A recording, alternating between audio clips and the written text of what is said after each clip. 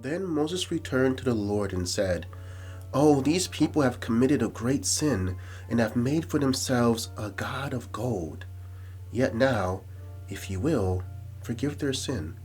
But if not, I pray, blot me out of your book which you have written." Exodus 32, 31, and 32. Here is one of the greatest examples in history of dedicated leadership.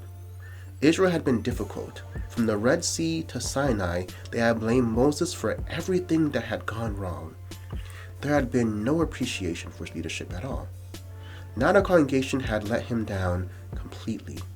The people who had heard the voice of God saying, "Thou shalt not make for yourselves any graven image," had worshipped a calf in Egyptian style.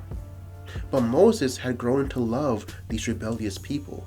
They were his great concern, and he could not abandon them to the results of their waywardness.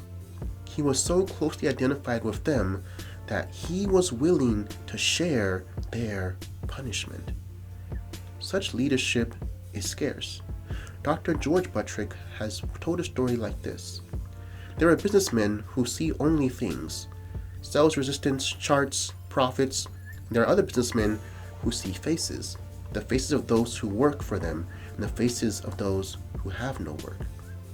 There are statesmen who see only things: battleships, voting booths, newspaper headlines. And there are other statesmen who see faces: faces of the poor, faces of little children, faces of myriad those who have been slain in war. There are preachers who see only things: church buildings, tithes and offerings, membership numbers.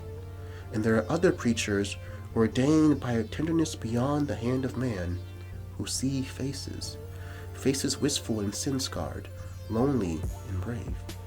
Jesus saw nothing on earth but faces, nothing in heaven but faces. Moses saw faces as he visualized his rebellious people. He saw men and women who had known nothing but the brutal lash of the taskmaster.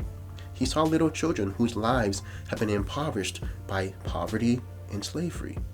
His heart went out to these people, and he loved them despite their murmuring and their waywardness. All who deal with people take notice. Moses saw people as Jesus did. How do you tend to view people? And as always, think on these things.